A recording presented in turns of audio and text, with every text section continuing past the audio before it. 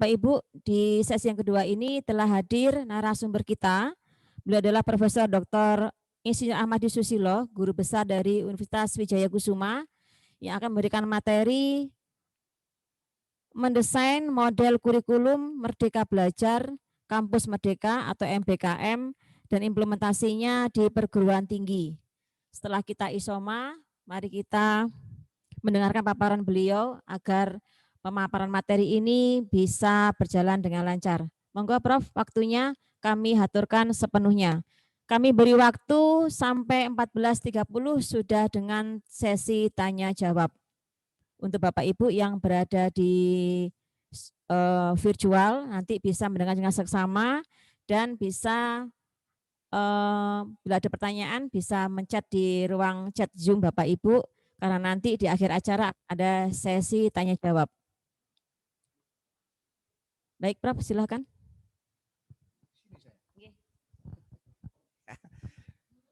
Baik.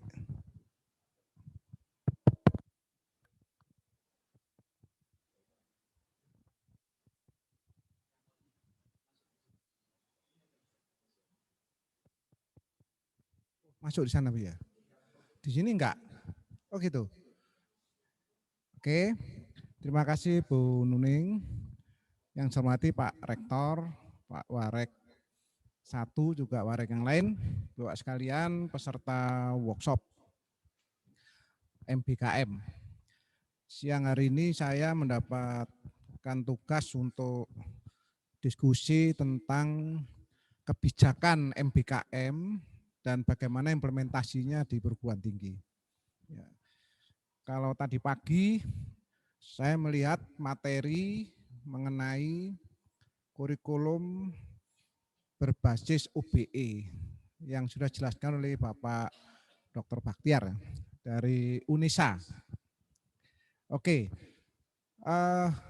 memang MBKM itu bisa diterapkan bersyarat. Jadi syaratnya adalah kurikulum itu harus berorientasi pada capaian belajar lulusan. Artinya berbasis OBE, Outcome Based Education. Jadi sudah tepat kalau tadi pagi dijelaskan tentang OBE. Baik, Bapak sekalian.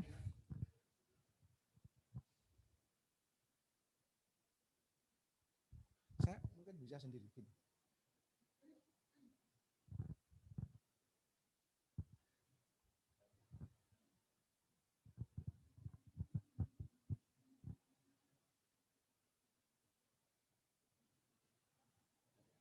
Oh, enggak bisa gini ya langsung ya. Bentar.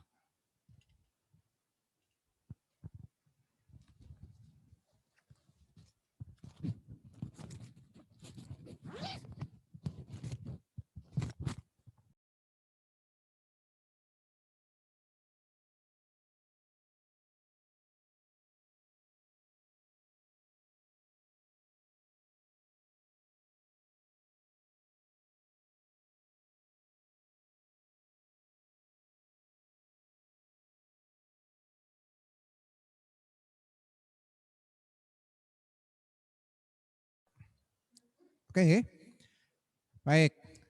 Jadi saya kira tadi pagi sudah latar belakang sudah disampaikan. Intinya saja bahwa kurikulum itu mengalami perubahan apabila ada perubahan kebijakan, ada perubahan visi misi dari apakah kampusnya atau prodinya. Lalu ada perubahan secara global mengenai literasi teknologi misalnya. Nah, sehingga selalu diantaranya kurikulum ini harus luas dan sesuai dengan kebutuhan pasar. Ya, oleh karena itu harus link and match. Jadi yang dimaksud link and match, apa yang didapatkan selama kuliah di kampus, kompetensinya harus match dengan mitra, di mana itu adalah tempat para alumni untuk mendapatkan pekerjaan. MBKM merupakan salah satu kebijakan untuk menambah kompetensi dari kompetensi yang ada. Oke. Nah ini, saya kira yang dibutuhkan kan skill tentang komunikasi, skill tentang komputer, skill tentang komunitas, bahkan mahasiswa yang kritis, jadi yang mampu untuk memecahkan masalah gitu ya. Kemudian ada interpersonal skill. Jadi interpersonal skill ini sangat dibutuhkan bagaimana seorang memiliki kompetensi yang skill yang dimilikinya itu juga sangat luas, fleksibel untuk bisa dimanfaatkan di tempat lain gitu. Dan seterusnya saya kira. Oke. Ya. Ini sama saya prinsip ya, prinsip. Oke, kalau kita lihat di sini nomor 1, sistem dan proses pembelajaran pada pendidikan tinggi itu lulusannya harus memiliki kompetensi atau outcome. Oleh karena itu kalau kita bicara MBKM itu berarti bicara kebijakan yang masuk ke kurikulum itu. Bicara itu berarti kurikulumnya, bicara kurikulum itu kita bicara capaian pembelajaran, lulusannya. Berarti kita bicara CPL. Ya. Kalau kita bicara CPL, itu berarti kita bicara kalau lulus dari prodi itu, dari kampus itu menjadi apa dan bisa apa. Jadi menjadi apa dan bisa apa. Menjadi apa itu artinya apa profilnya, profil lulusan itu jadi apa. Siapa yang mendesain itu? Ya prodi. Siapa yang menentukan? Kebutuhan pasar. Oleh karena itu menentukan profil di lulusan itu Bapak Ibu harus berdasarkan kebutuhan pasar. Ya. Kalau sudah tahu profilnya jadi apa, lalu bisa apa setiap profil itu. Nah, inilah yang disebut dengan kompetensi lulusan itu. Yakni internalisasi dari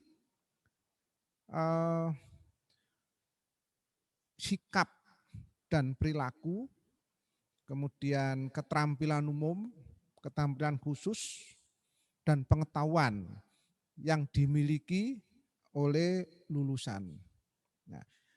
Nah itu dikatakan capaian belajar lulusan itu. Nah sebetulnya CPL itu tidak serta-merta didapatkan. Itu proses selama 8 semester, 4 tahun. Ya. Dengan demikian di sini ada beberapa tahapan. Kalau kita lihat di sini untuk menentukan capaian belajaran kompetensi kita mengacu kepada KKNI. Apa KKNI itu? Jadi itu kan kerangka kualifikasi nasional Indonesia sebetulnya adalah standar leveling itu. Leveling kompetensi serta jenjang pendidikan dan jenis pendidikan yang didesain oleh Kementerian Tenaga Kerja sebagai partner dari Kemendikbud gitu. Ya. Oleh karena itu di sana ada leveling 1 sampai 9. Ada jenjang pendidikan akademik, ada jenjang pendidikan vokasi dan profesi. Yang masing-masing levelingnya tidak sama, kompetensinya tidak sama. Nah itu wajib diacu ketika menyusun CPL, yakni keterampilan umum dan sikap itu juga wajib diambil dari KKNI tadi. Selain itu juga ada peraturan menteri yang baru, yaitu SK nomor 3 tahun 2020 tentang standar nasional pendidikan tinggi. Dan aturan itu merupakan perbaikan dari Permeristek Dikti 44 tahun 2015. Kalau pada Permeristek 44 itu 8 kali 3 standar nasional pendidikan tinggi ditambah standar kelembagaan. Nah, sekarang di peraturan Mendikbud nomor 3 2020 itu ditambah pasal baru di sana, disebutkan bahwa mahasiswa diberikan kebebasan untuk belajar di luar prukdinya selama 3 semester dengan SKS-nya maksimal 60. Nah, lalu kebijakan inilah yang tujuannya untuk menambah kompetensi. Lah kalau itu 3 semester, itu berarti yang 5 semester itu adalah core dari program studi itu. Oke. Ini kalau diibaratkan lulusan itu bisa apa, itu digambarkan baju di sini ya. Jadi ini ada modelnya, ada ilmu-ilmu dasarnya bagaimana ngukur baju, bagaimana mendesain baju, ya, dan seterusnya sejak awal diprogram, didesain sampai terakhir, maka akan dihasilkan baju. Artinya ada kompetensi, bentuk yang terintegrasi dari capaian pembelajaran. Kalau baju ini dianggap lulusan program studi atau CPL, berarti ada integrasi dari berbagai macam mata kuliah di situ yang akan mengumpul menjadi satu, terintegrasi menjadi CPL secara utuh. Nah, oleh karena itu sebetulnya tiap mata kuliah itu apa sih kontribusinya ke CPL itu. Nah, itu yang selama ini banyak teman-teman tidak tahu. Saya ngajar mata kuliah A, kontribusinya ke lulusan itu apa? Dan tidak pernah dibahas di Prukdi selama ini. Ada link yang putus. Tahu-tahu hanya nyusun CPL, tetapi bagaimana hubungan antara capaian belajaran tiap mata kuliah itu terhadap CPL-nya. Nah, itulah kurikulum OBE. Jadi OBE itu mengendaki capaian belajaran itu dibangun, capaian pembelajaran lulusan ya, itu dibangun mulai dari capaian pembelajaran setiap mata kuliah. Ya harus nyantol untuk 4 kompetensi tadi.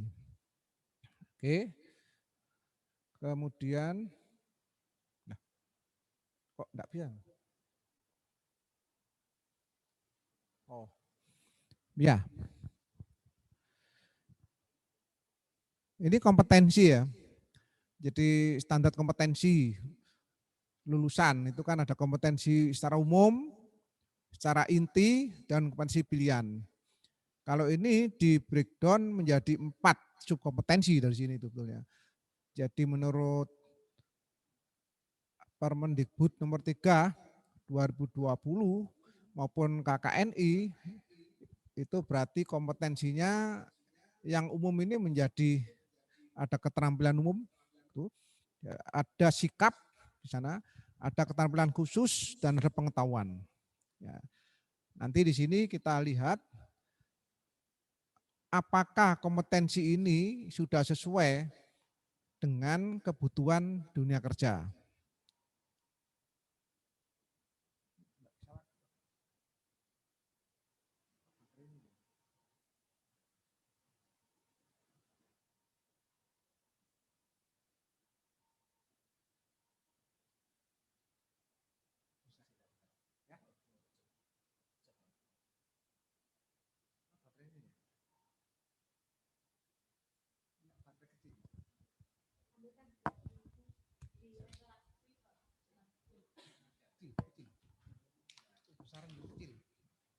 kecil sekali. Monggo.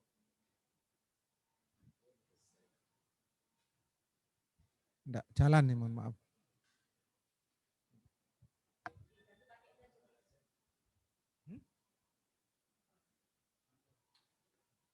Aja, Pak, ya. Terus Pak, bisa.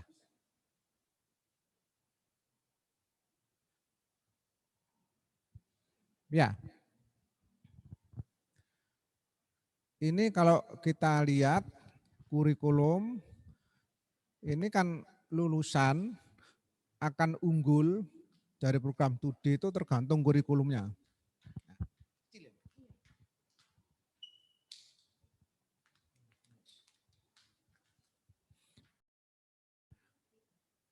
Di kurikulum ada kompetensi yang tadi kita jelaskan. Tapi juga ada kompetensi tambahan nanti. Di MBKM itu tambahan ada 2 jenis. Satu adalah yang structure form, yang kita desain. Yang desain itu prodi. Sementara yang free form itu selama ini sudah jalan. Apa itu? Adanya sertifikat kompetensi yang menjadi pendamping ijazah, SKPI. SKPI itu sebetulnya bagian dari MBKM, cuma itu free form. Nah, sekarang Bapak Ibu mendesain MBKM itu berarti yang structure form, yang by design. Kompetensi apa yang dibutuhkan selain kompetensi inti untuk program studi tersebut. Sampun Pak, sakit.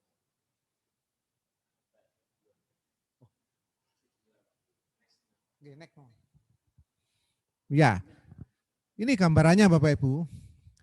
Kampus selama ini ibaratnya ngajari anak-anak renang di kolam renang. Berarti kan bangun kolam renang, kedalamannya hanya 3 meter, 2 meter. Ya. Kemudian kolam renang itu gak diawasi oleh instruktur, dilatih renang. Berarti kalau sudah renang bisa, ya bisa renang. Lulus, tapi tidak mampu menghadapi tantangan di luar. Yang diinginkan di MBKM adalah renangnya di laut. Jadi laut dibawa ke kampus. Kalau orang di laut itu dalamnya tidak terukur. Kemudian masih menghadapi ikan paus, menghadapi ikan buas yang lain.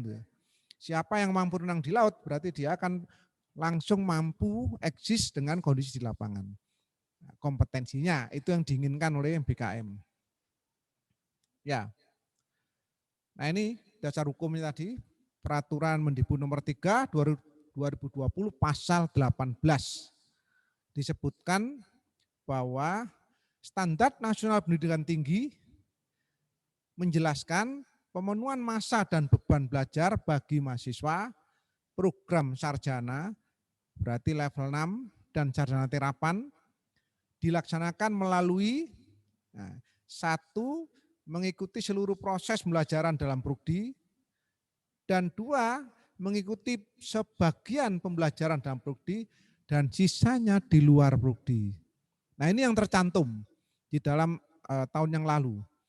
Sisanya di luar prodi itu berarti belajar di luar prodi selama 3 semester itu, atau maksimal 60 SKS. Kita lihat lagi sini. Nah, jadi MBKM itu mempunyai tujuan hak belajar 3 semester di luar prodi. Semester yang pertama, 1 semester pertama, itu maksimal 20 SKS di luar prodinya, tetapi masih dalam satu kampus yang sama. 20 SKS berikutnya maksimal di luar prodinya, tapi di luar kampusnya, masih di perguruan tinggi yang lain. Bisa prodi sama, bisa prodi beda. Oke. Dan yang ketiga, 20 SKS di luar prodi, di luar kampus, di luar perguruan tinggi. Berarti di DUDI, dunia industri misalnya. Jadi bisa magang nanti bisa wirausaha, bisa praktek mengajar, bisa penelitian, dan seterusnya. Oke, itu yang dimaksud dengan MBKM. Nah, perguruan tinggi wajib memberikan hak bagi mahasiswa.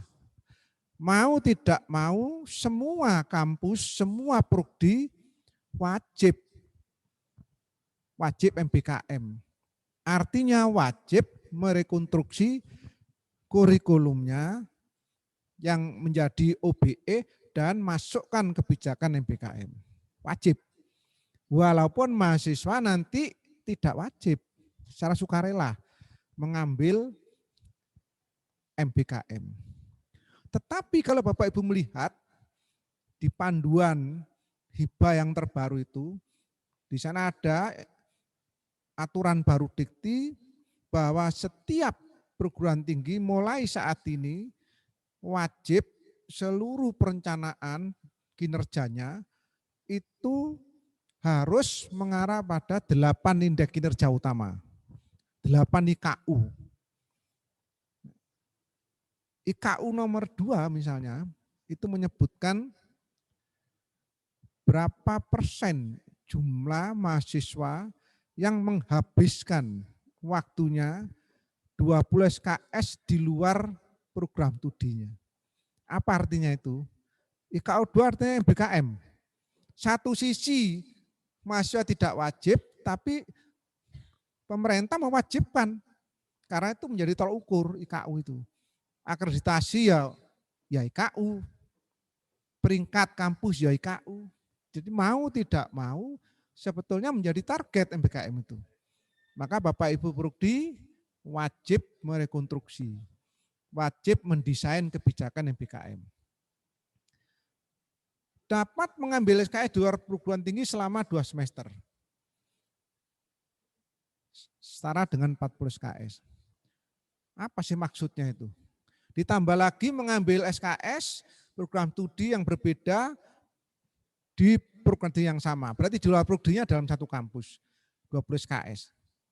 Berarti di sini kalau 3 semester di luar prodinya, berarti di prodinya sendiri 5 semester. Sama dengan berapa? Kalau itu dihitung 60 dikurang 144, berarti 87 ya, kurang lebih. Itu core program studinya. Oke, ini tadi yang kita jelaskan, 20 SKS di atas itu internal kampus tapi di luar prodi. Yang ini eksternal ada 2 jalur. Oke, nah ini coba kita cermati MBKM Bapak Ibu. Kebijakan mahasiswa studi maksimal 3 semester di luar prodinya. Apa maksudnya?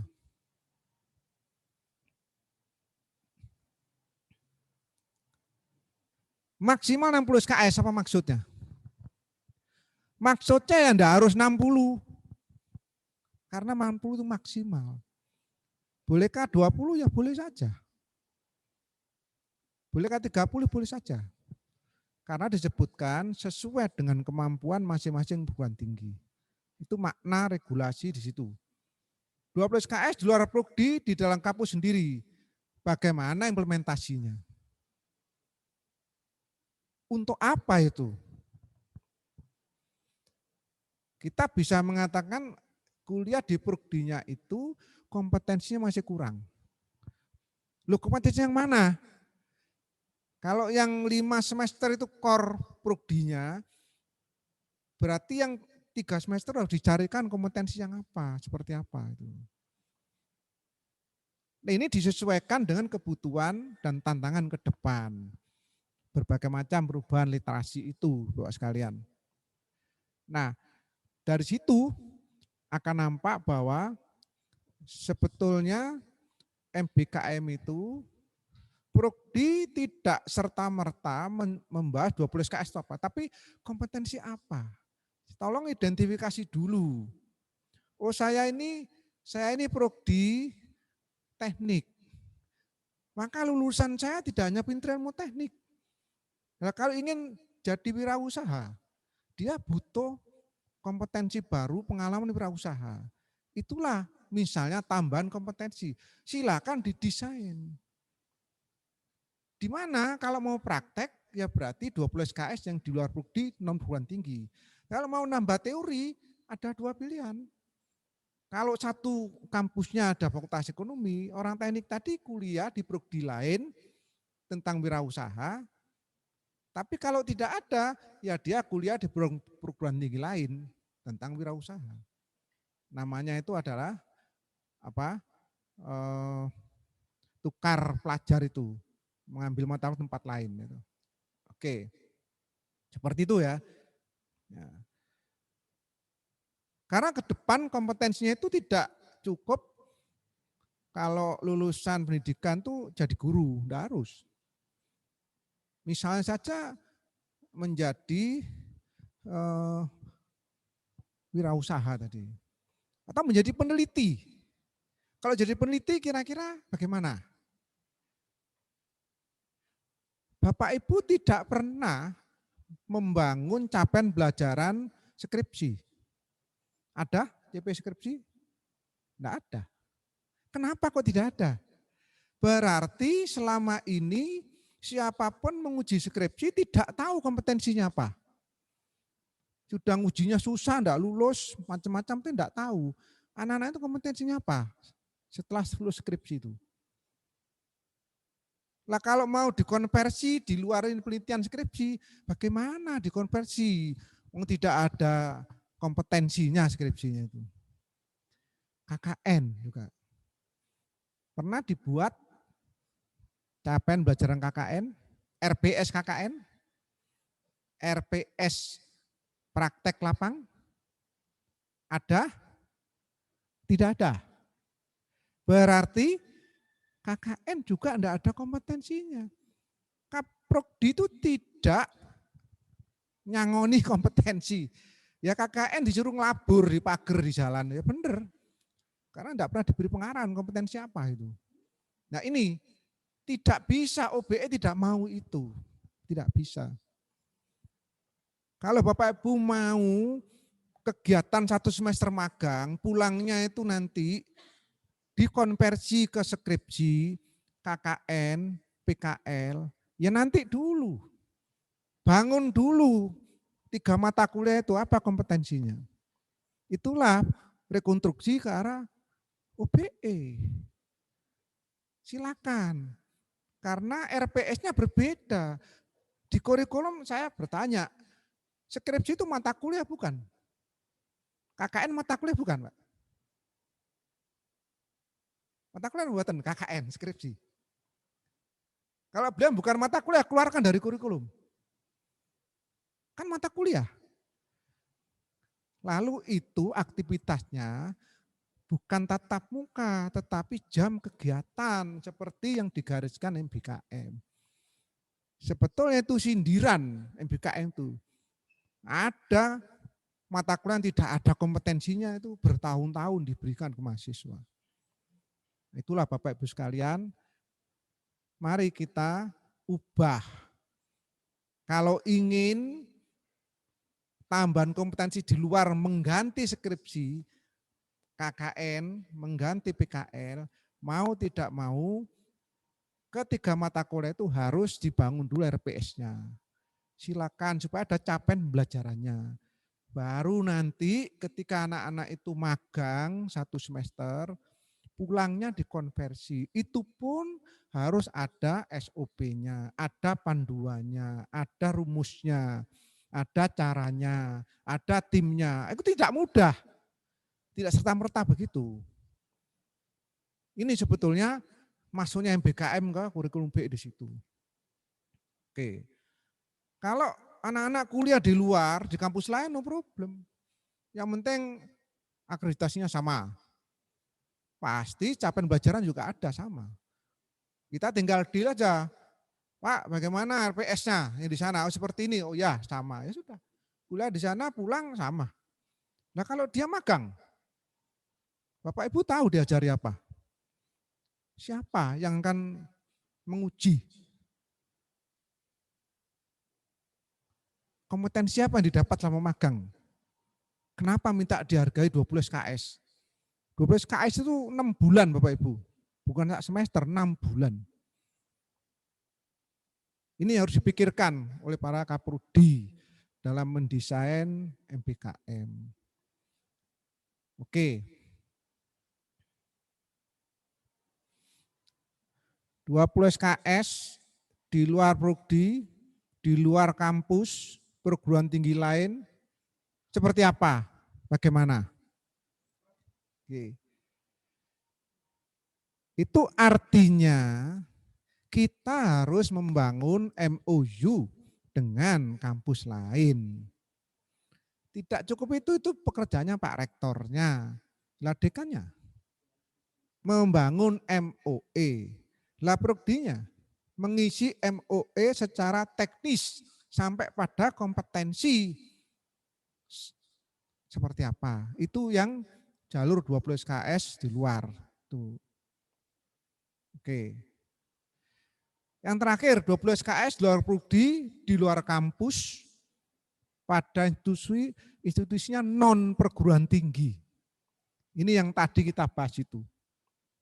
Bisa dibayangkan Bapak Ibu, jangan sekedar mencari mitra. Mitra yang kita cari adalah mitra yang dapat memberikan tambahan kompetensi bagi mahasiswa di prodi itu. Jadi sekali lagi harus diidentifikasi. Kenapa saya milih mitra A? Kompetensinya apa? Anak-anak butuhnya apa? Tadi saya beri contoh, kalau anak teknik butuh berlatih wirausaha, praktek, berarti kita mencari mitra yang praktek. Silakan. Tapi praktek apa? Berapa lama? Setiap minggu kegiatannya apa? Setiap bulan kegiatannya apa? Siapa yang mengevaluasi? Ini kan harus temoto semua itu. Kan? Itu didesain Bapak Ibu. Makanya tidak serta-merta ini. Tidak semua bertahap. Maka kalau saya 8 aktivitas kenapa milih semua ya? Enggak usah. Kan ada kata-kata sesuai kemampuan perguruan tingginya. Kalau saya milih 2 tapi pasti daripada milih 8 enggak jelas. Kok begitu? Ya, karena ini bisa berubah. Saya mampu dicoba dulu 2, tahun depan saya evaluasi saya bisa tambah 1, bisa tambah 2. Jadi enggak usah 8 lah. Mempersulit diri. Itu ya. Yang penting kita tahu maknanya MBKM itu. Kalau saya begitu. Oke. Nah, ini kan jam kegiatan.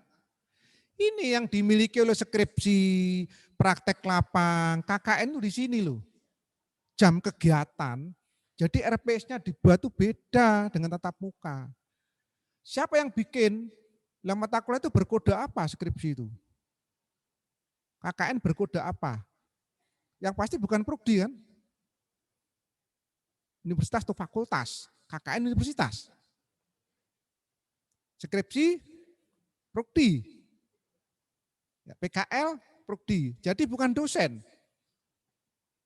Berarti yang bertanggung jawab membuat RPS skripsi PKL KKN itu ya Kaprodinya bersama sekretaris prodinya, bersama timnya.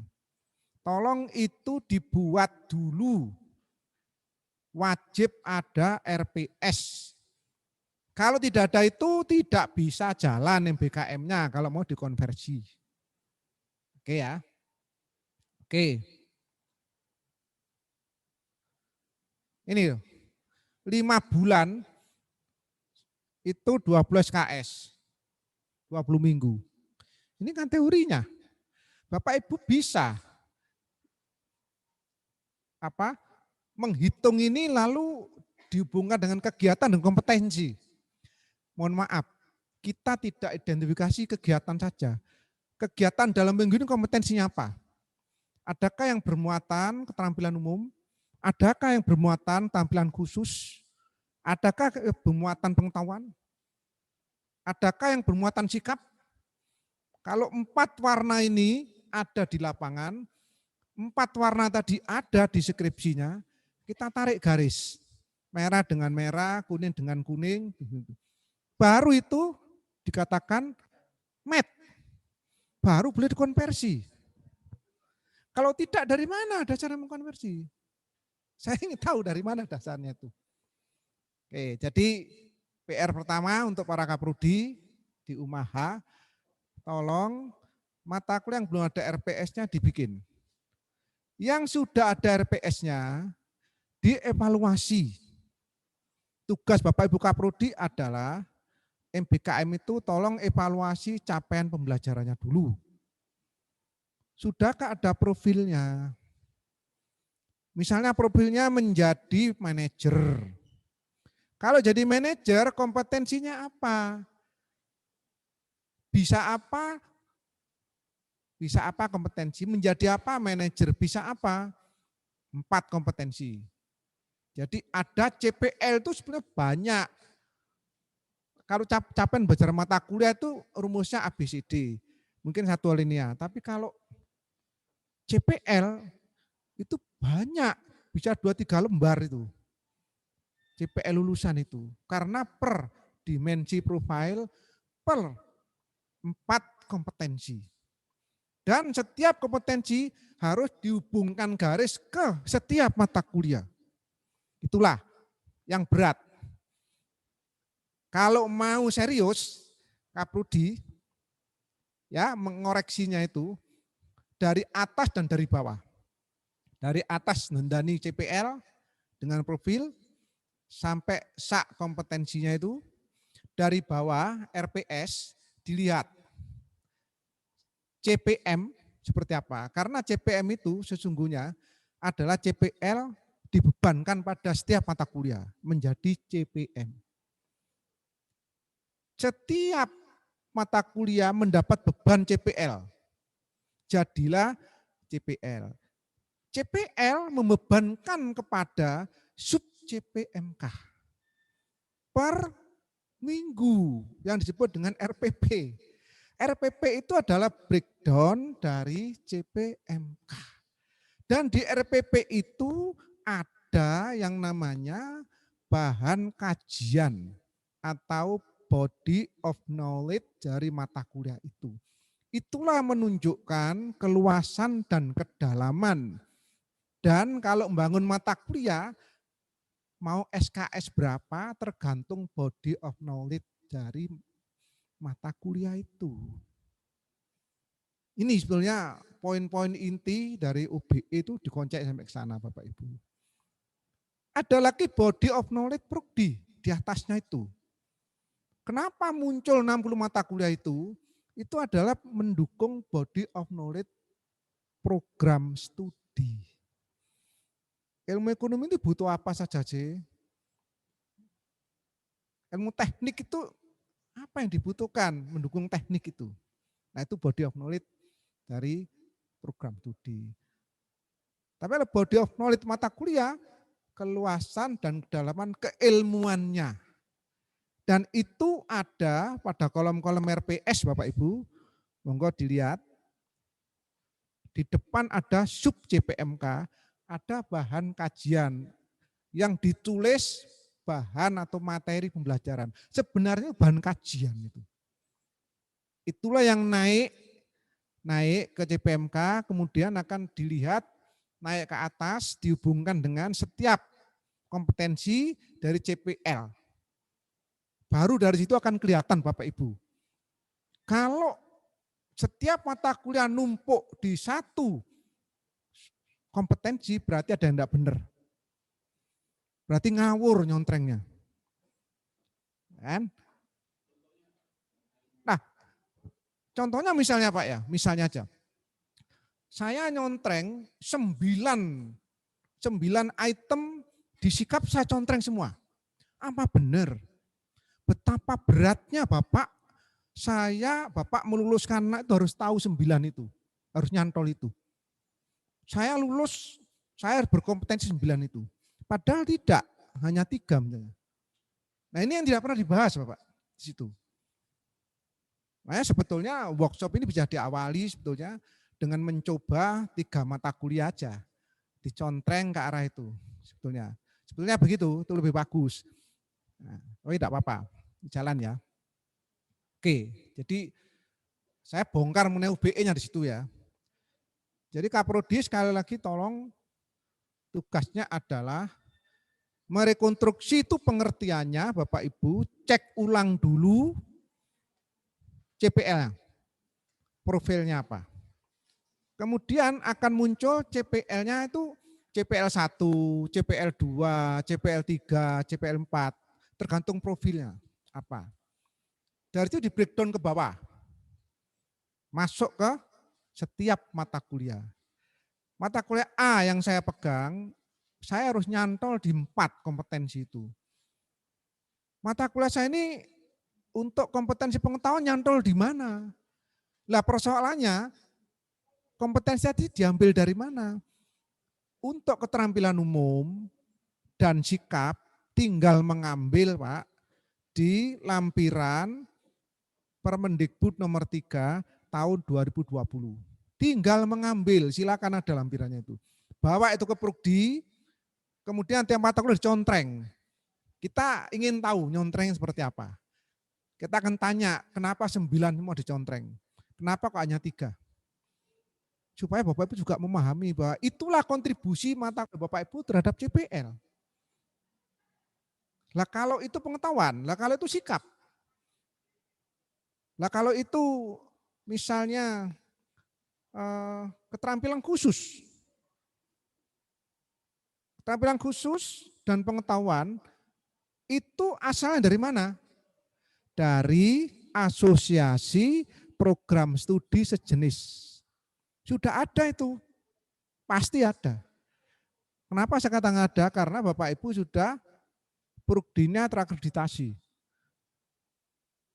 Kalau tidak ada kan aneh.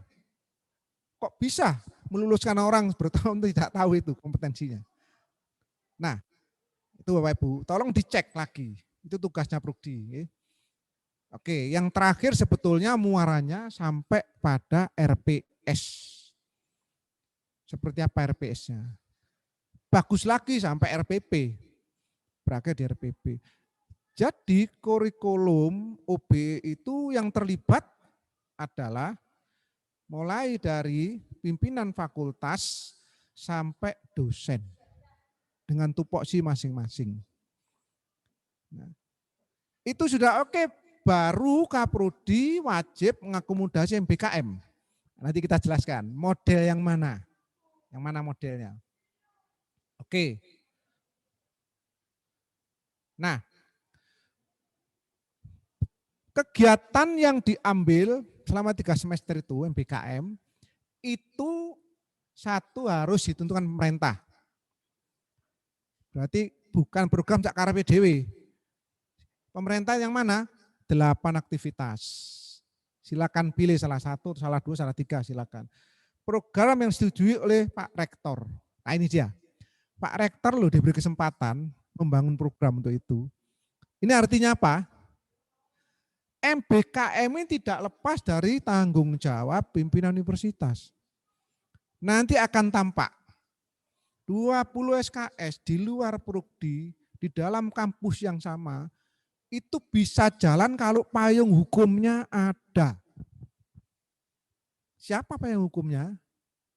Pak Rektor. Kewenangannya Pak Warek 1. Lalu menerjemahkan itu, apakah harus 20 SKS? Kalau saya menyatakan tidak harus. Dasarnya apa? Itu kan maksimal. Tapi terus, nah kita bisa argumen, loh Pak di IKU 2 itu ditagih 20. Enggak apa-apa, bertahap. Bertahap. Jangan serta-merta 20 tapi enggak jelas. Malah saya punya ide begini. Kalau mata kuliah umum itu tidak diselenggarakan oleh masing prodi, maka itu 10 SKS sudah MBKM. Hanya dengan SK Rektor. Oh, saya tarik aja MKU itu sekarang dikelola unit MKU di Bapak Warek 1 misalnya. Ya sudah. Otomatis apa? Kalau saya prodi A, ngambil MKU mahasiswanya, berarti MBKM. Ini syarat. Dari situlah sebetulnya aspek legalitas oke, tidak nabrak aturan, pimpinan bertanggung jawab. Dapat MKU minimal 10. Oh, di rumah ini ada mata kuliah kekhususan, ke NU-an misalnya aja, 2 SKS, udah tambah lagi. Nah, siapa menyelenggarakan? Kan harus di luar prodi. Nah, oke, itu tuh gambarannya mau implementasi, Pak ya. Gambaran di situ. Oke. Ini tadi 8. Oke. 8 ini tolong mana yang paling dekat yang dibutuhkan oleh prodi. Tidak harus sama macam-macam prodi. Prodi mengambil salah satu, salah dua ini berdasarkan kebutuhan. Kompetensi yang wajib ditambahkan untuk lulusannya. Misalnya, ya tadi itu, dia harus pinter digital teknologi, ya silakan. Nah, tinggal teknisnya mau kuliah di mana, di prodi lain, di dalam, di luar, kan gitu aja toh. Kalau di dalam semua enggak perlu MOU, enggak perlu MOE, cukup Pak Rektor dengan yang mengatur. Kalau di luar harus MOU dengan yang lain. Kita bicara teknis, bicara kurikulum, bicara SOP, bicara semua. Ruwetnya MBKM ini karena semua harus dibicarakan, Bapak Ibu. Karena cuma bongkar kurikulum tok, nggak apa-apa. Tapi ini bongkar kurikulum yang hubungan dengan orang lain, isinya belum jelas, kompetensinya udah diidentifikasi, harus duduk bareng. Seperti itu masalahnya itu. Bapak Ibu tidak bisa serta-merta saya menentukan sudah mitra saya ini itu. Tapi enggak jelas kompetensinya apa. Tidak bisa begitu. Pasti harus tahu di tempat mitra itu kegiatan apa. Kalau di sini selama 3 bulan sampai 5 bulan bisa apa? Siapa yang menyatakan bisa itu? Bagaimana penjaminan mutunya? Kita belum bicara itu loh. Semua tadi itu belum dikaitkan dengan mutu. Padahal PPEPP wajib mengikuti ini. Pasti. Nah, ini ya Bapak Ibu gambarannya. Oke. Ini normatif saja saya kira. Siapa yang terlibat ya semua. Mulai dari mahasiswanya, pimpinan universitasnya, fakultasnya, prodinya, dosennya, detendiknya. Semua terlibat. Ini aja. Pimpinan perguruan tinggi wajib apa? Harus ada panduan MBKM tingkat universitas. Harus ada lah. Kalau tidak, dari mana fakultas bikin itu? Kan mesti mengacu dari universitas. Ada MOU, dari mana universitas? Ada SK payung, ada legalitas payung semuanya. Kalau MBKM di luar prodi diatur universitas, berarti ada kebijakan dari Pak Rektornya dan seterusnya gitu. Nah, jadi ini akan diacu oleh teman-teman di fakultas dan prodi. Maka dekan fakultas bertugas menyiapkan fasilitasi MBKM. Apa itu?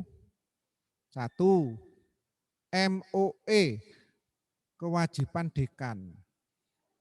Kaprodi itu teknisnya, mengisi kerjasamanya apa, tapi yang teken kan dekan, yang tanggung jawab dekan, ya kan? Itu untuk fakultas. Mata kuliah yang berkode fakultas, ya dekan tanggung jawab. Semua produk kurikulum yang direkonstruksi sebelum disahkan Pak Rektor, yang tanda tangan siapa? Yang parap? Dekan. Yang tanggung jawab dekan. Oke, ini peran fakultas. Peran prodi yang paling banyak. Apa? Pasti merekonstruksi kurikulum yang tadi kita jelaskan. Terus menyiapkan isi MOE yang mau diteken dekan. Terus memang bersama dekannya ya berkunjung dong ke mitra. Kalau kampus lain silakan berkunjung, kemudian deal bersama. Kalau sama kampus enggak masalah. Yang bermasalah itu yang bukan kampus. Pimpinan fakultas dan prodi datang di mitra yang non perguruan tinggi, duduk bersama. Kita menawarkan kompetensi yang diinginkan ini, di sana apa? Berarti karena kita butuh mitra itu, ya kita datang dulu memotret. Kalau magang di tempat A, kira-kira 3 bulan gitu apa yang dikerjakan? Gimana mewujudkan itu kalau Bapak Ibu tidak beberapa kali ke sana untuk ngomong. Cukup pakai surat itu aja, omong kosong, tidak bisa. Tidak bisa, itu pembohongan. Pasti harus berkunjung, berkenalan, omong-omong, berkunjung lagi, baru mateng. Karena dibahas itu nanti sampai SOP loh. Pak, di sini yang ngawasi siapa? Dari kampus siapa yang ngawasi? Apa kompetensinya? Ada loh itu. Pak, kalau saya nanti pulang dari sini, yang konversi siapa? Bukan Kaprodi, tidak boleh. Tim, boleh SK dekan, boleh SK rektor. Minimal SK dekan. Tim berarti beberapa orang, supaya tidak subjektif. Apakah serta-merta yang di mitra itu diakui? Ya tergantung. Kalau Bapak tidak percaya, setengah percaya, saya ikut uji di kampus, ya monggo. Tergantung deal masing-masing. Saya kok kurang percaya ya kalau praktek di sana. Berarti Anda belum jelas. Belum jelas berarti. Desainnya seperti apa kompetensinya. Harus clear betul. Jangan seperti sekarang, melepas KKN, brul. Dikongkon ngelabur pager. Kan begitu toh. Memang tidak ada kompetensinya KKN. Yang salah siapa? Ada RPS KKN? Tidak ada. Capaian belajar dan KKN? Tidak ada. Ya, pantes lewat dikongkon ngelabur pager itu. Loh iya toh Pak, mohon maaf loh saya guyonannya. MBKM itu nyindir kita sebetulnya. Kalau terasa loh ya, terasa disindir. Oke, mahasiswa, ini juga harus hati-hati Bapak Ibu. Tidak semata sekarang ngisi KRS Pak, saya ngambil di lapangan, saya ngambil magang. Magang apa? Mana proposalmu? Bapak Ibu ada enggak SOP bunyi proposal? Kalau enggak ada ya salah dewe, enggak pakai proposal. Biar sak-sae lagi gitu. Tidak bisa seperti itu Bapak Ibu. Panduan harus clear sampai rinci.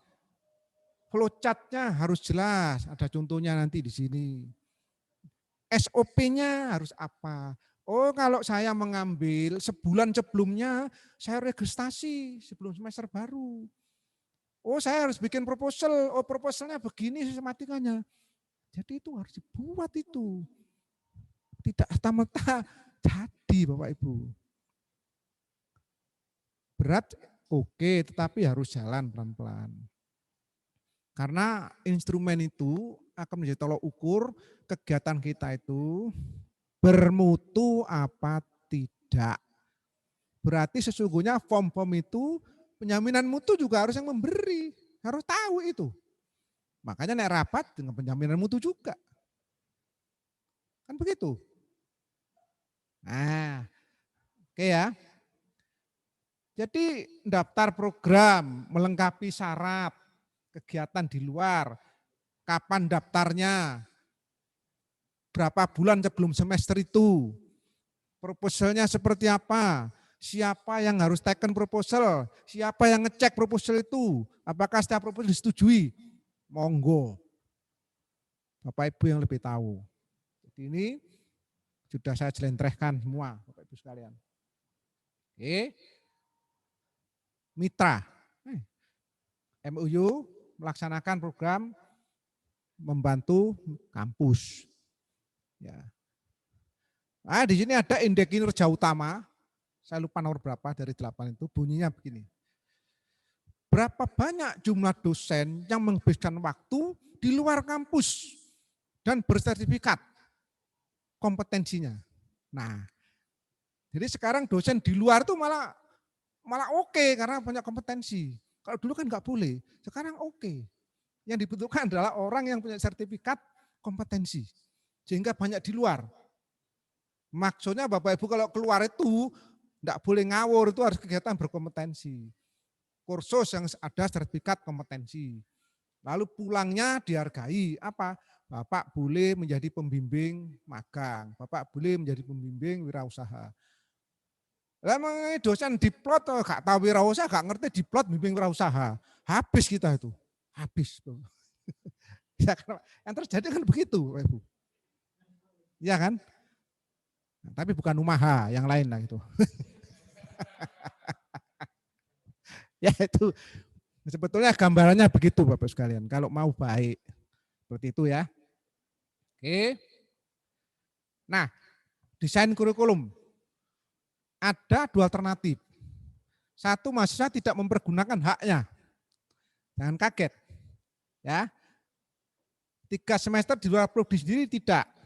Dia kurikulum S1 full. Boleh? Ya boleh saja. Memang di situ choice kok, pilihan kok.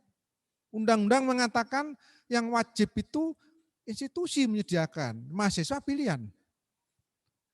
Cuma institusi dilema, Bapak Ibu. Ada target, indeks kinerja utama kedua itu nanti menjadi salah satu instrumen akreditasi dari PMI itu. Akreditasi itu 9 kriteria ditambah nanti, ditambah 12 menjadi berapa kriteria itu nanti. Di antaranya berapa persen jumlah lulusan yang menghabiskan waktu 12 KS studi di luar program studinya. Apa artinya itu? MBKM. Lah kalau semuanya ngikuti kurikulum ini, ngikuti apa? Yang pertama, habis kita. Tidak dapat nilai akreditasi yang itu ya. Tolong dipikirkan. Mahasiswa mempergunakan haknya 3 atau kurang di luar program sendiri. Ya. Ini syarat aja ya. Prodi akreditasi aktif. Oke, enggak ada masalah. Kita lihat berikutnya. Nah, desain kurikulum berikutnya. Mahasiswa yang menggunakan hak 1 5 semester adalah mata kuliah inti dari prodi. Karena yang 3 diambil yang tambahan. Berarti yang 3 itu apa maksudnya di sini? Arahkan ke mata kuliah pilihan. Akan lebih ringan. Atau karena kemungkinannya Bapak Ibu 3 semester ini 60 SKS ini banyak loh ya. Kita enggak mampu 60 SKS itu. Banyak sekali ini. Mata kuliah apa 60 SKS itu? Nah, sehingga tadi saya menawarkan MKU, udah kalong 10 SKS, 2. Kita enggak mikir lagi yang dalam. Tapi kita mesti mikir kompetensi tambahnya. MKU enggak ada tambahnya kompetensinya kan, enggak terlalu banyak. Kan gitu ya ada sih, tapi enggak banyak. Oke, berarti ini nanti mesti identifikasi sekali lagi. Setiap prodi tugas berikutnya adalah mengidentifikasi kompetensi tambahan apa yang harus ada anak-anak saya setelah lulus, selama studi. Yang core ini kan enggak bisa dinyang ini. Nah, di sini Bapak Ibu, tadi Pak Warek 1 di sama saya. Ini itu kita mikir MBKM bukan hanya kita mengirim anak-anak keluar. Bagaimana di luar kampus sana datang tempat kita. Dibalik ini pikirannya itu. Bisa enggak Bapak Ibu? Karena kalau semua pergi, dianggap kita tidak punya kompetensi. Saya lupa kurang ini kayak kompetensi nambah di sana. Kan saya enggak langsung itu kampus juga ada kompetensinya aku nang njobo ae. Nah, gambaran saya kasarnya begitu. Maaf kalau keliru ya. Ya. Maka saya mendesain Bapak Ibu harus kuat. Di 5 harus kuat. Apa buktinya kuat? Bapak Ibu menyiapkan prodi itu, ini loh saya nyiapkan 6 SKS untuk prodi lain, bahkan di luar kampus yang mau mengambil MBKM.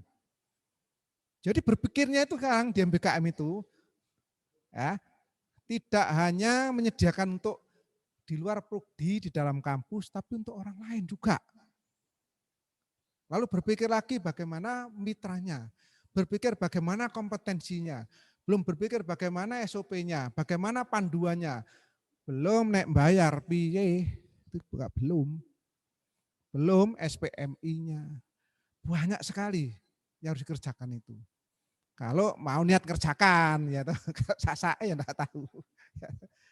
Ini, oke, ini hitung-hitungannya. Berarti hati-hati di sini Bapak Ibu sekalian. 140 SKS 144 sarjana. Kalau 60 di luar dikurangi 60, tinggal 84. 84 dikunci untuk prodi, tidak boleh dinyang lagi untuk MBKM. Boleh tapi MBKM untuk orang lain datang tempat kita. Gitu ini. Kalau saya gitu ini. Ini bukan menyuruh keluar tapi orang luar masuk. Oke. Ya, ini orang luar yang masuk ini itu. Anggap skripsi 6 SKS, mata kuliah inti program studi 78 SKS. Tiap semester jumlah 12 SKS, 4 semester dan seterusnya. Jadi ini hitungannya ya.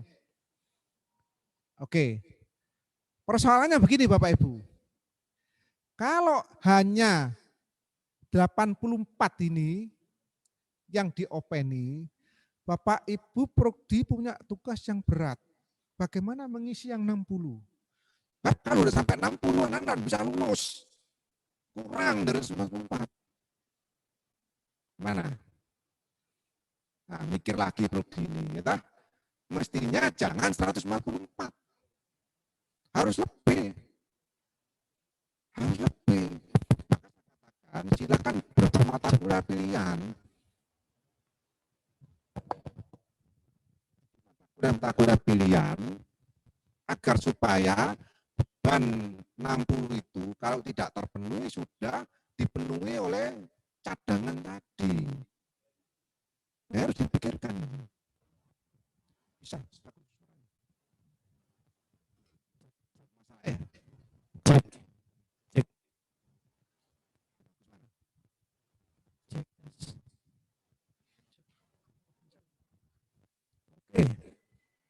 Ya.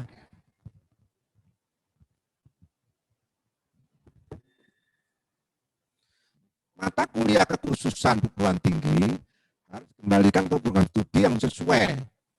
Misal Pancasila kembali ke Visipol, ke hukum, kewirausahaan kembali ke bahasa ekonomi. Maksudnya kaprodi yang di luar ini kalau mau mengirim anak-anak tambah mata kuliah usaha, kirimlah ke Fakultas Ekonomi Bisnis. Di dalam didahulukan.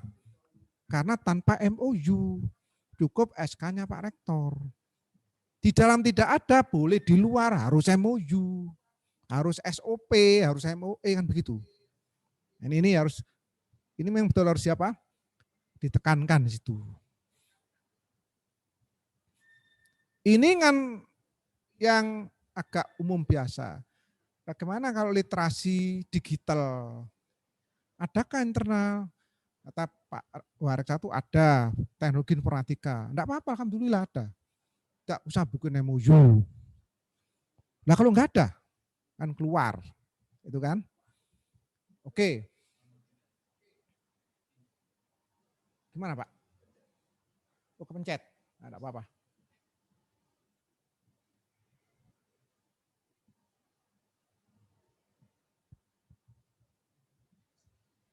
Ya, ini kan desain kurikulumnya. 78 SKS prodi asal, 20 SKS yang tengah itu program studi lain di dalam kampus, di sekitar Rumaha. Yang di luar 40 dibagi 2. 20 perguruan tinggi lain, 26 perguruan tinggi. Skripsi disendirikan, sesungguhnya skripsi kuning, gabungan dari kuning yang sana. Jadi satu sebetulnya itu. Oke. Lalu mata kuliah inti yang 40 SKS di situ sebetulnya dibagi dua itu. Nah, ini ada kuliah perguruan tinggi lain, ada yang magang 8 aktivitas itu. Oke, jadi ini apa gambarannya saja. Kita lihat lagi. Sama dengan tadi nih ya. Ini kita bisa bebas memilih di luar perguruan tinggi, bebas ya ini, di luar perguruan tinggi asal. Ini kan aktivitas non perguruan tinggi. Bapak Ibu Kaprodi, bisakah mendesain, mendeteksi, bangun desa itu seperti apa? Ada yang tahu? Masih abstrak atau real? Jangan membuat mitra yang abstrak, yang enggak jelas. Nah, real dulu nih. Bangun desa seperti apa ya? Ya. Praktek kerja itu apa? Magang bagaimana? Mengajar desa terpencil seperti apa? Dan seterusnya. Jadi masing-masing 8 aktivitas itu diidentifikasi dulu, lalu dipilih, disesuaikan dengan kebutuhan tambahan kompetensi masing-masing prodi. Sehingga satu dengan prodi lain tidak sama pilihannya itu. Kalau pas sama ya silakan, bisa enggak sama, tergantung kebutuhan ya. Oke, kemudian kembali lagi nih kurikulum ya.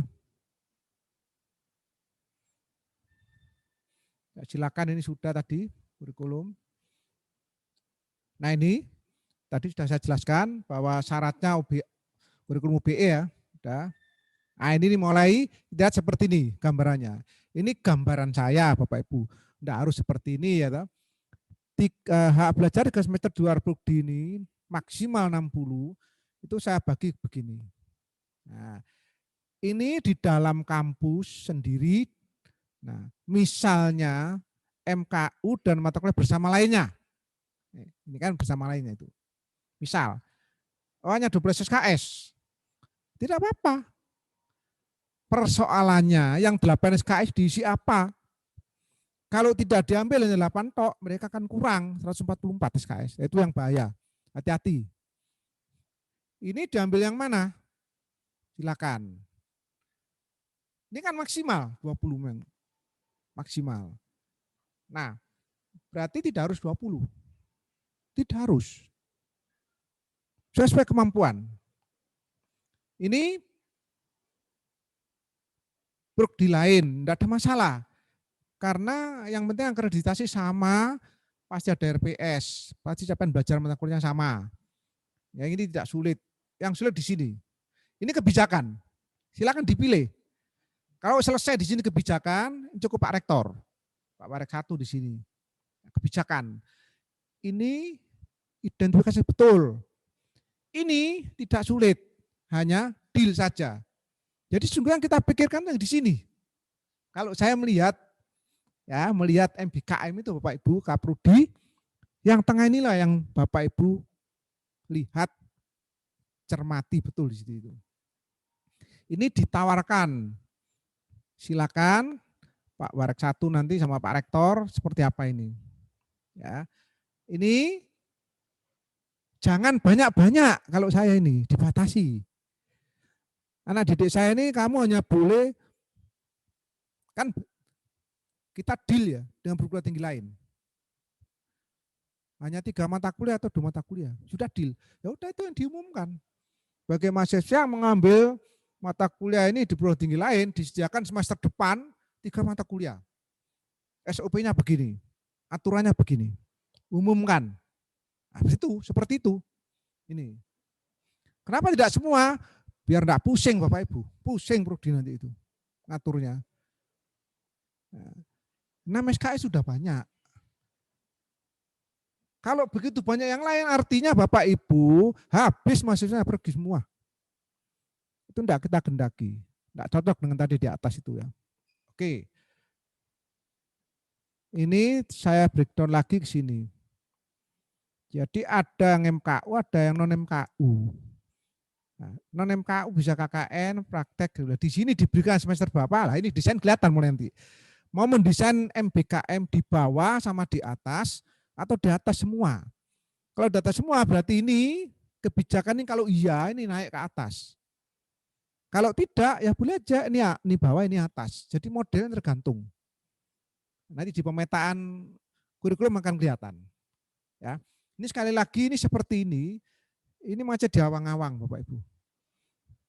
PR bagi Prodi CS di awang-awang jadikan realita kebutuhan. Ya. Ini gampang. Karena mereka sudah punya kompetensi, tinggal deal mau berapa. Mak saya pesen jangan banyak-banyak, itu aja ya. Oke. Yang sulit apa ini? Yang sulit? Prof. Rusyono, saya kira paham di sini. UNESA itu untuk mahasiswa kuliah di UB atau di UB ya, yang UB kuliah di UNESA, kalau ditanya keuangan jawabannya apa itu? Wis pokoknya ijol pada 10 nih, selesai. Begitu, itu jawabannya Pak Warek satunya saya dengarkan itu di YouTube itu. Ditanya itu bagaimana Pak administrasinya? Ya pokoknya tukar ya Pak pada 10 nih gitu. 10 kuliah di sana sini 10. Artinya apa? Tidak mudah Bapak Ibu. Kalau sudah sampai kita tadi tidak bicara itu, administrasi belum, keuangan belum itu. Kita bicara masalah akademiknya aja seperti itu. Ya, oke. Ya ini saya perjelas saja. Ini silakan nanti yang cocok yang mana. Kalau ini diidentifikasi, karena ini kewenangan Bapak Ibu semua di Prodi. Ya, ini juga. Oke. Nah, sampai saya gini kan. Ini model yang seperti ini, kalau mau diikuti monggo. Ya. Oh, ini campuran antara magang, bukan magang, 20 SKS di luar dan 20 SKS pada perguruan tinggi lain. Berarti letaknya semester 5 sampai 8. Di sini apa? Kebijakan 12 SKS pertama tadi di sini. Tuh. Loh Pak, saya ingin kompetensinya enggak di sini Pak, di sini kompetensinya. Enggak apa-apa. Silakan diatur. Saya ingin wirausaha itu nanti magang menggantikan mata kuliah di sini. Ada apa tidak? Hati-hati Prodi menentukan itu. Jangan sampai anak-anak kuliah di luar waktu pulang itu enggak ada tempatnya. Oh, maksudnya di sini. Jadi ingin nambah kompetensi 20 SKS pada perguruan tinggi lain, sudah diambil waktu pulang ditaruh di mana? Kebetulan mata kuliah sama di antara enggak apa-apa. Kalau enggak sama, bagaimana? Ini harus dipikirkan yang kedua. Ya.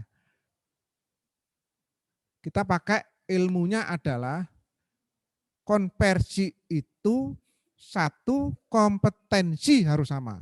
Makanya di 4 warna dengan 4 warna harus sama. 4 warna mata kuliah di sini yang kita miliki yaitu keterampilan umum misalnya merah, keterampilan khusus misalnya biru, pengetahuan dan sikap. 4 warna ini yang ada dalam kampus kita sama enggak dengan 4 warna di luar kampus sana. Kalau sama di garis, kuning sama kuning ya, merah sama merah ya, barulah dikonversi. Walaupun bajunya beda, apa bajunya? Nama mata kuliahnya beda. Kita belum bicara itu. Jadi agak rumit memang ini, tidak semudah Bapak Ibu ya. Oke. Oke. Oh ini kerjasamanya, enggak usah lah sini. Ini bisa dibuka Pak, diklik Pak. Ya diklik.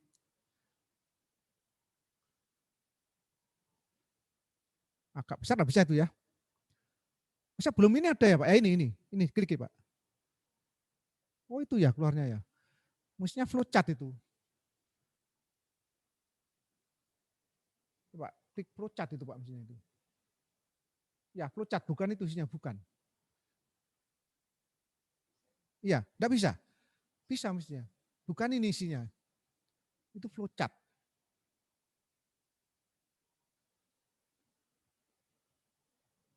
Bisa ya. Ada 3 flowchart itu. Oke, enggak apa-apa, yang berikutnya aja, peta. Nah ini Bapak Ibu, ini peta. Yang saya katakan tadi, ini adalah garis-garis itu. Warna-warna ini, kalau ini yang BKM, ini setara dengan mana di sini? Semester berapa? Benderanya sama enggak? Digaris, digaris, digaris, sama. Itu baru dikonversi. Kalau enggak sama, tidak dikonversi. Oh, sudah 75% sama. Tim menyatakan konversi, ya monggo di sini. Letaknya, pemetaannya itu. Jadi ini peta, beberapa peta, ini model ini boleh. Itu ya. Mau di atas semua, di atas di bawah boleh. Itu ya. Oke. Nah ini saya besarkan, ini contoh bioteknologi misalnya. Jadi semester 1 sampai 8, mata kuliah per semesternya kelihatan berapa SKS. Nanti dari sini Bapak Ibu tinggal mana yang akan diplot untuk MBKM keluar, mana yang dari luar ke dalam. Silakan nanti dipilih-pilih sendiri itu. Oke. Nah,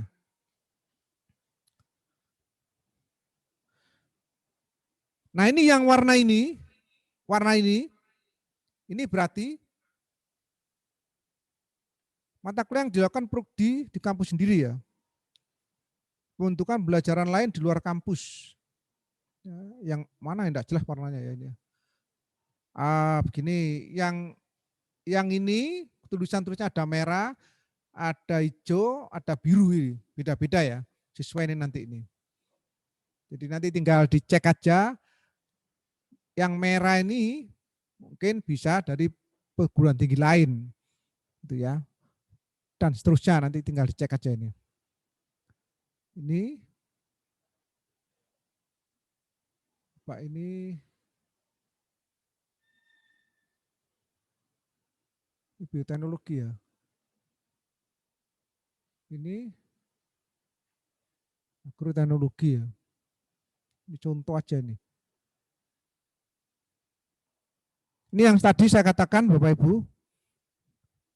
Yang ini sayap kanan atas bawah ini dua-duanya diambil dari lampiran SK Menteri nomor 3 tahun 2020. Yang ini dua-duanya dari deskriptor KKNI dan dari Asosiasi Perkusionis. Inilah kompetensi itu. Ini CPL. CPL wajib punya ini. Tapi ini tergantung untuk profil manajer 4 beda bunyinya dengan profil peneliti. Beda bunyinya dengan profil pengusaha. Beda. Ini yang harus ditulis semua. Profilnya apa oleh Prodi itu. Ini ya. Oke. Ini pemetaan. Oke.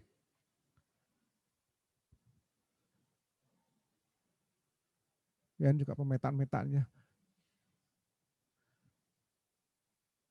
Ini terkait SPMI-nya nanti itu, asesmennya ini ya. Mulai dari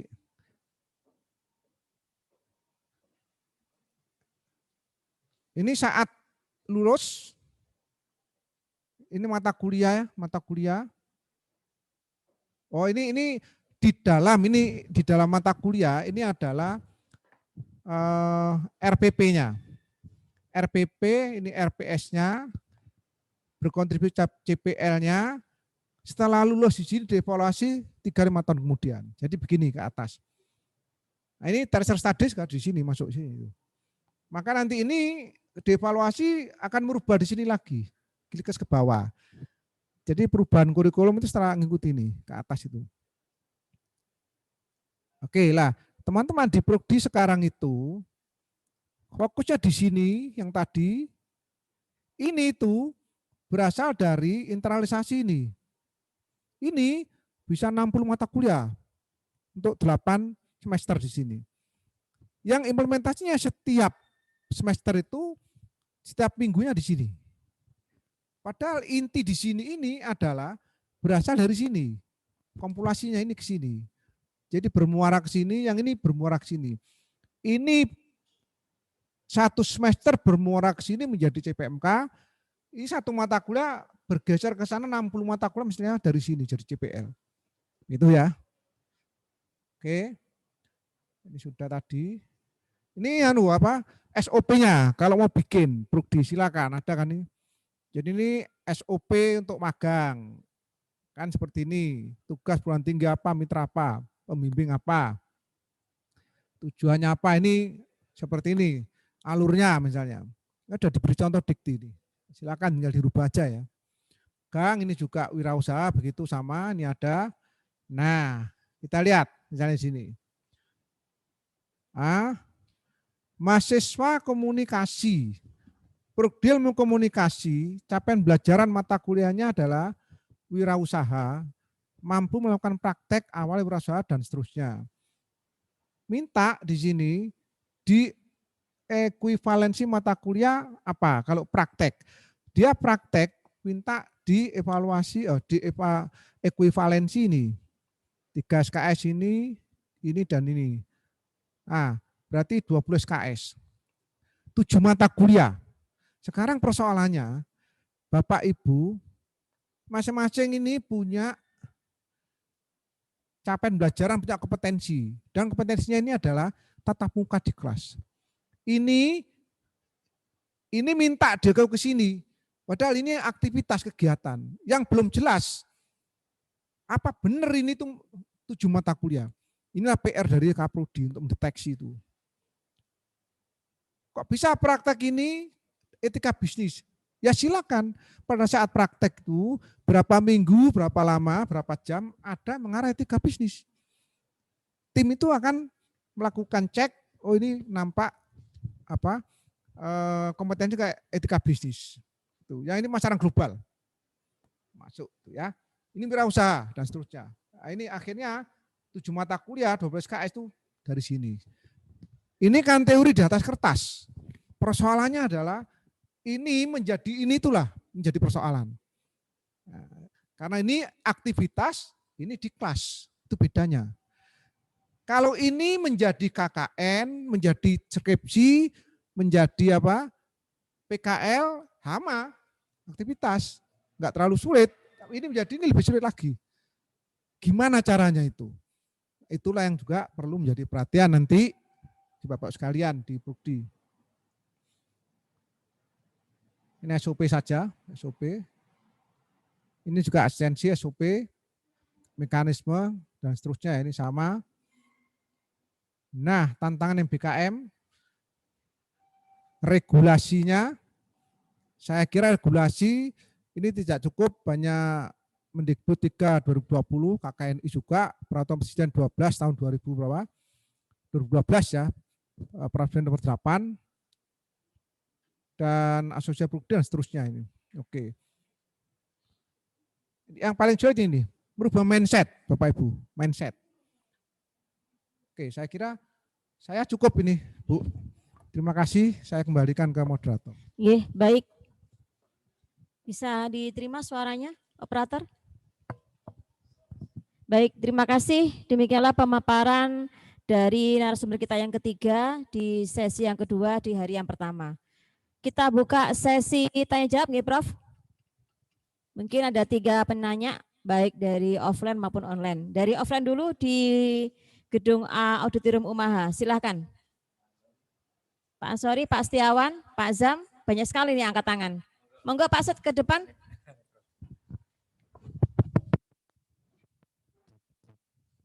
Minum dulu, Pak.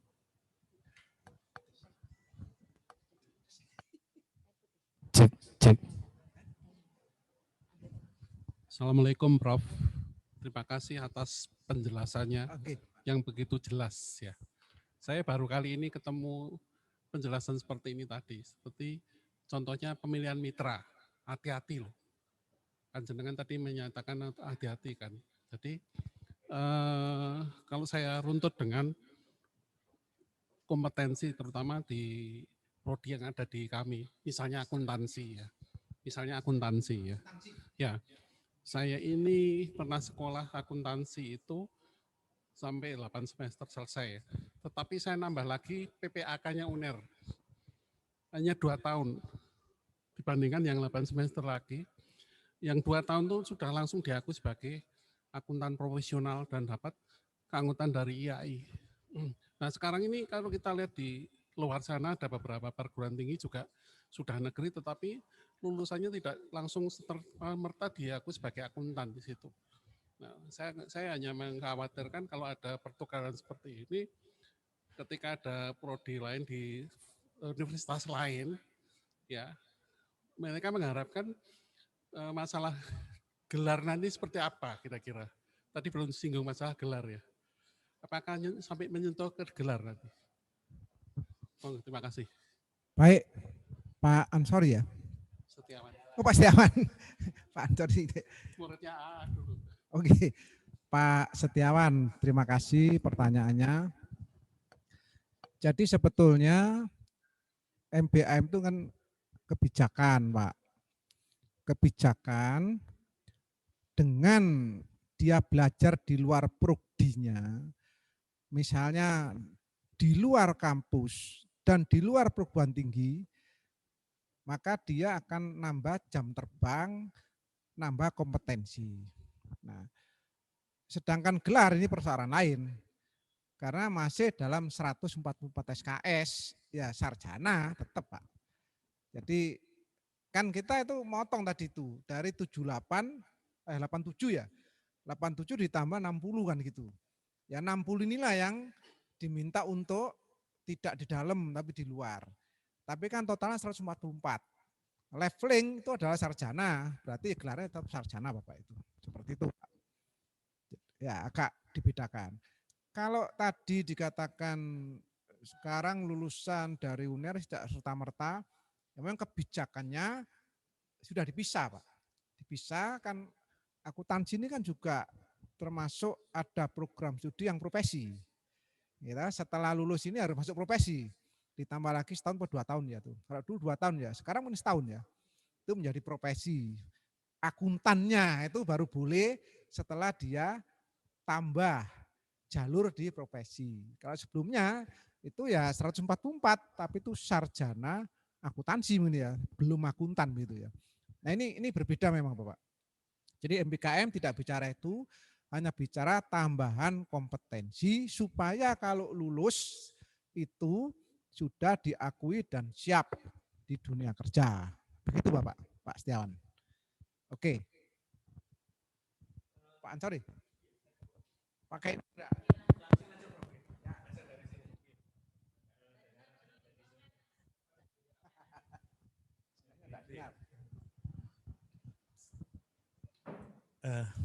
Baik, terima kasih. Assalamualaikum warahmatullahi wabarakatuh. Best practice-nya penjaminan mutu, PPEPP-nya, itu kan selama ini masih belum ada, Prof.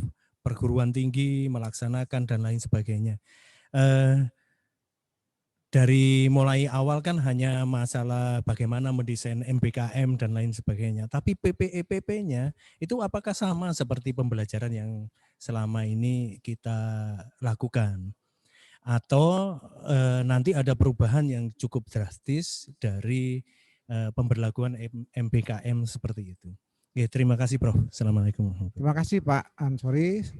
Saya kira Bapak memang cukup teliti nih untuk melengkapi action dari MBKM. Kenapa kok ini belum dinyatakan? Karena memang menunggu payung hukum itu Pak. Jadi sebentar lagi ada payung hukum SK Menteri tentang SPMI MBKM. Ada. Jadi PPEPP-nya hampir sama sih, bedanya hanya objeknya beda. Sebetulnya MBKM itu apa sih? Itu kan di dalam SN Dikti yang sekarang Peraturan Menteri Nomor 3 2020 kan ada 8 standar Pak. Pembelajaran itu. MBKM adalah standar proses. Prosesnya itu ada yang magang di luar, ada yang begini begitu. Berbedanya dari situ Bapak. Nah, berarti nanti yang ada berubah adalah bagaimana proses ini dijamin mutunya. Di situ yang berbeda Bapak. Sedikit berbeda. Tapi polanya ya P pertama harus ada. Pernyataan standar itu wajib ada. Nah, manualnya juga tetap ada untuk MBKM, gitu, karena setiap aktivitas itu manual bisa ada. Itu. Lalu standar untuk form harus ada. Pasti. Karena aktivitasnya ketika di luar formnya beda dengan ketika di dalam kelas. Kan begitu Bapak. Sehingga SPMI itu nanti akan menyediakan, bukan SPMI apa, Badan Penjaminan Mutu harus menyediakan pernyataan atau standar form itu semuanya Bapak. Jadi penjaminan mutu tidak harus menyediakan itu, ada form kuliah di luar, misalnya untuk magang, form magang seperti apa, form untuk mahasiswanya, form untuk dosennya, form untuk mitranya, magang, ya Pak, itu. Lalu di situ mesti akan ada isinya apa, kegiatannya, siapa yang mengawasi, waktunya, tujuannya, dokumennya, mesti ada begitu semua itu nanti. Nah, itu berlaku semua Bapak itu. Jadi untuk giat wirausaha ada formnya, untuk riset ada formnya. Jadi pasti ada semua. Itu P yang pertama. Ini oleh penjaminan mutu disosialisasikan kepada prodi-prodi dan kepada mahasiswa. Lalu dibagikan form itu karena nanti akan dievaluasi. Lah kalau tidak ada keseragaman form dari penjaminan mutu tidak bisa diaudit. Kan begitu Pak. Maka ini tugasnya Badan Penjaminan Mutu ini untuk membangun form, menyampaikan, mensosialisasikan kepada seluruh peserta ini. Lalu nanti baru mengaudit gitu Pak. Yang E, ya, jadi PPE ketiga ini adalah evaluasi audit mutu pembelajaran MBKM kan gitu Pak. E. Ada temuan baru P berikutnya yaitu pengendalian. Yakni hasil dari audit itu kalau ada kekurangan itu penjaminan mutu tingkat prodi atau fakultas menyampaikan kepada dekan. Dekan melalui Wadek 1 akan menyampaikan dan akan memanggil yang bersangkutan untuk disampaikan ini loh hasilnya kayak begini. Kurangnya ini supaya dibetulkan. Nah itu yang dinamakan P berikutnya. Nah, kalau semua ada oke, baru nanti pengembangan P berikutnya. Begitu Pak Ansori saya kira-kira itu. Oke. Oke. Monggo kalau belum jelas Pak Ansori silakan. Mumpung masih ada waktu 20 menit lagi. Baik, Prof. Untuk dokumen penjaminan mutu yang untuk reguler yang sebelum MBKM itu memang UMAHA sudah siap ini. Sudah ada. Cuman nanti harus menyesuaikan atau harus dirubah pada saat melakukan pelaksanaan MBKM ini. Karena form-formnya itu nanti juga pasti akan berubah. Betul. Ada perubahan sedikit nih. Yang reguler untuk mahasiswa reguler atau memilih tetap kuliahnya itu ada di sini tanpa keluar atau mengambil yang 3 itu artinya pakai form yang lama. Nah, yang baru ini yang harus kita siapkan. Ya. Untuk masalah kebijakan kita kan sudah punya Prof, tapi yang masih belum MBKM. Nah, artinya nanti harus ada perubahan mengakomodir yang namanya MBKM ini, begitu nggih kebijakannya ini. Jadi buku yang sudah kami buat itu adalah tentang kebijakan SPMI, terus yang kedua itu manual, berikut standarnya. Itu semua sudah mengacu pada indikator atau kriteria yang digunakan oleh Ban PT. Nah, apalagi informasinya nanti akreditasi itu bukan 9 kriteria, tapi ditambahi. Nah ini pasti akan berubah lagi. Ya tidak apa-apa. Secara sistem nanti UMAHA siap. Ya, begitu. Betul itu Pak. Ya, baik, persis, betul. Ya. Betapa luar biasanya pekerjaannya penjaminan mutu. Baik, terima kasih Prof pencerahannya.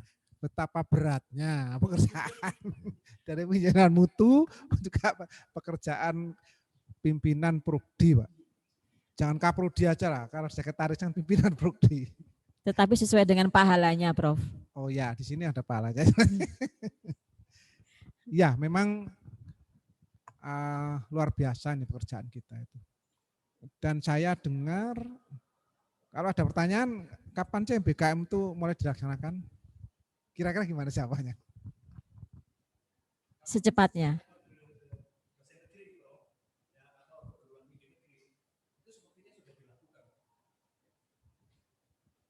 Dari aspek hukum, ya sejak keluarnya Permendikbud nomor 3 2020. Itu. Tapi kita kan masih siap bertahap. Ada bantuan untuk apa, hibah dan seterusnya. Setidaknya September nanti itu sudah jalan setidaknya itu. Walaupun tentu masih ada hibah lagi mestinya itu. Pasti ada lagi itu. Karena itu mempercepat implementasi MBKM itu. Oke. Masih ada? Monggo. Masih, Prof. Kita masih ada waktu sekitar 10 menit lagi sebelum kita tutup acara di hari yang pertama di sesi yang kedua ini. Operator bisa dibantu, barangkali yang online ada yang ingin tanya jawab, bisa mengangkat tangan atau raise hand. Bapak Ibu yang masih setia mengikuti workshop penyusunan kurikulum berbasis OBE dan strategi fasilitas pembelajaran tatap muka dan tatap layar dalam MBKM. Silakan angkat tangan atau raise hand bagi yang berada di ruang chat Zoom secara online. Silakan. Kami beri kesempatan untuk bertanya kepada narasumber sebelum acara kita tutup di hari yang pertama ini. Adakah operator mungkin yang bertanya di chat Zoom? Mungkin sudah paham, atau mungkin bingung apa yang ditanyakan mungkin ya. Masih dipahamin dulu, direnungkan, dipelajarin dulu. Bapak Ibu masih kami tunggu apabila ada yang ingin berdiskusi dengan narasumber. Bisa angkat tangan. Tidak ada. Di ruang auditorium masih ada para kaprodi, para dekan. Tidak ada. Sepertinya harus sudah sore, Prof. Mungkin waktunya istirahat sore atau bubuk cantik sore. Nggih. Bapak Rektor masih bergabung di acara kami. Operator bisa dibantu untuk cek di ruang link Zoom-nya Pak Rektor di ruangan beliau. Ada yang minta siapa? Ada yang minta nomor teleponnya Prof. Amadi. Japri ke panitia ya, karena tidak dipublish untuk umum narasumbernya. Nomor teleponnya maksudnya bisa japri ke panitia apabila ada yang minta, kalau materi kita share, tetapi apabila minta nomor telepon beliau nanti bisa japri ke panitia. Ada di grup WA panitia. Silakan. Takutnya ada yang iseng, Prof, mohon maaf. Jadi kami tidak sembarangan ngasih nomor telepon para narasumber kami. Materinya segera kita share. Nggih. Insya Allah tidak usah khawatir. Untuk Umaha pasti melakukan yang terbaik. Bapak Ketum atau Pak Rektor kami, apakah masih bergabung di acara kita, Bapak? Operator bisa dicek.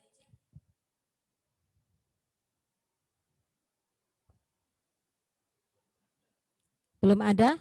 Kalau begitu kami persilakan Bapak WR1 kami, Profesor Dr. Rusiono, untuk memberikan sekapur sirih atau conclusion dalam acara kita, workshop kita kali ini di sesi yang kedua di hari yang pertama.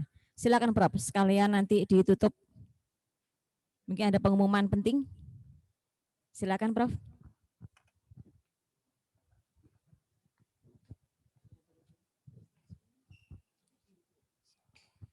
Bismillahirrahmanirrahim. Assalamualaikum warahmatullahi wabarakatuh. Yang kami hormati Pak Rektor, Bapak Ibu Wakil Rektor, Bapak Dekan, dan semuanya yang berkenan mengikuti workshop pada pagi ini sampai sore ini. Pertama-tama kami mengucapkan terima kasih atas berkenan Bapak Ibu mengikuti workshop yang menurut kami sangat berharga ini. Dan kami sebagai wakil dari Lembaga Umaha, kami mengucapkan terima kasih kepada khususnya Bapak Profesor Amadi dan juga tadi pagi Bapak Dr. Bakhtiar Saiful Bahri dari UNESA.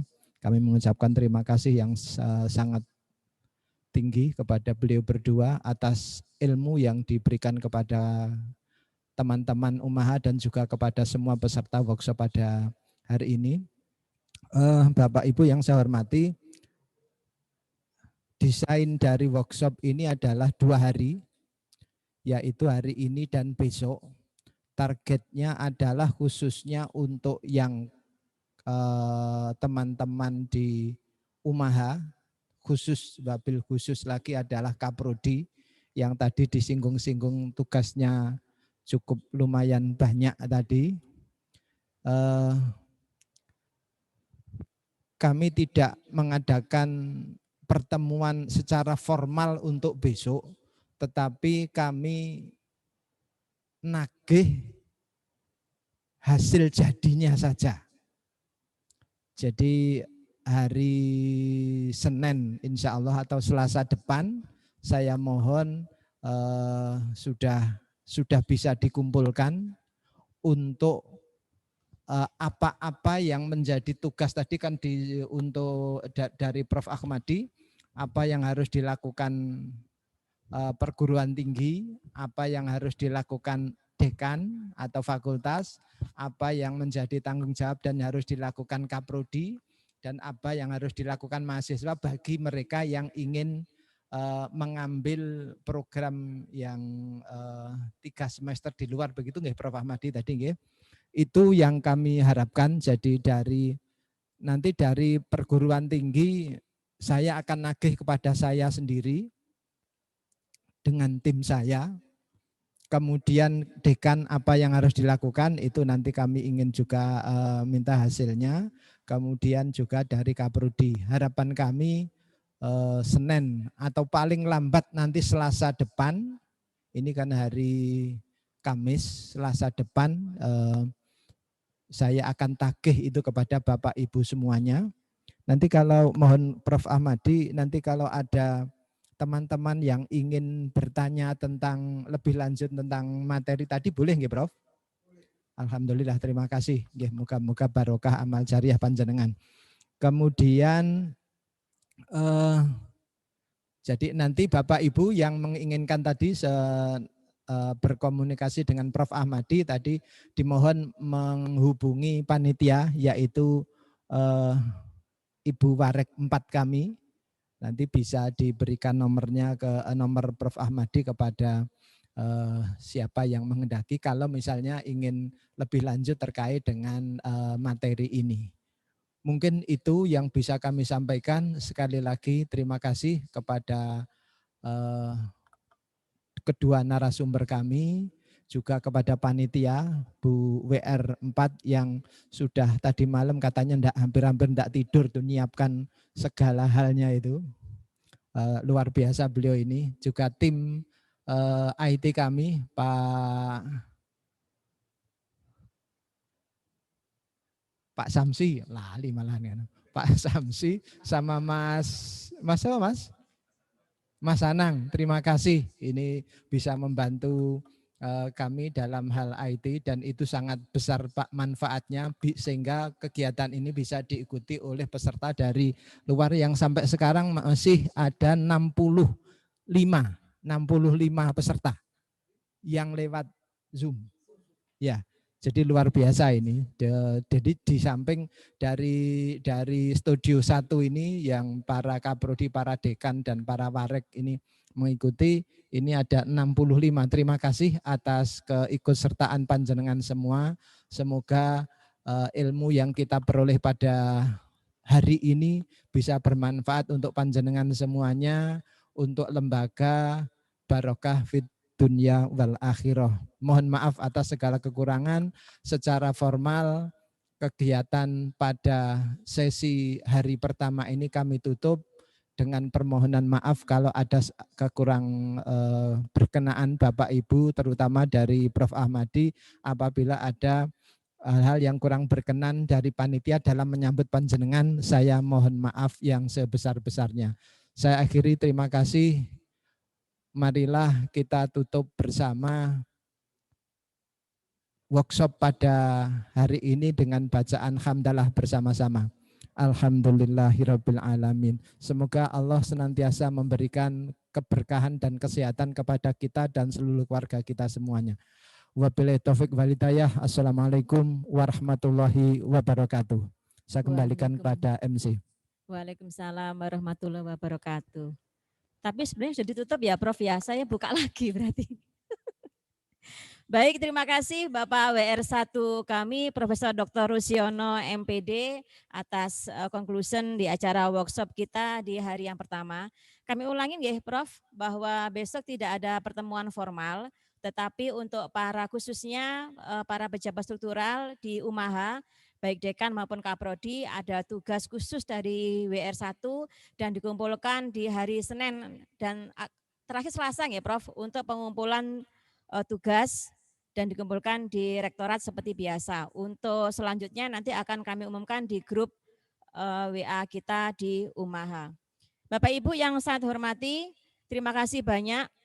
Alhamdulillahirabbil alamin, workshop kita tema penyusunan kurikulum berbasis outcome based education OBE, juga strategi fasilitasi pembelajaran tatap muka dan tatap layar dalam MBKM berjalan dengan lancar. Saya lagi mengucapkan terima kasih kepada para narasumber kami, Profesor Dr. Ahmadi Susilo, Guru Besar dari Wijaya Kusuma, juga Bapak Dr. Bahtiar, Ketua LP 3M dari Universitas Negeri Surabaya. Dan tak lupa juga kami ucapkan kepada Bapak Rektor kami yang sekaligus Presiden ADRI yang selalu mensupport kita semua dan selalu mendukung kami untuk selangkah lebih maju dan jaya untuk SDM yang unggul. Baik, terima kasih banyak. Bapak Ibu yang saya hormati, saya mewakili panitia, memohon maaf apabila ada kekurangan, ketidaksaran selalu kami terima untuk tampil ke depannya menjadi lebih baik lagi. Selamat sore, tetap semangat pagi. Wabillahi muwaffiq ila aqwamit thoriq. Wassalamualaikum warahmatullahi wabarakatuh. Kami kembali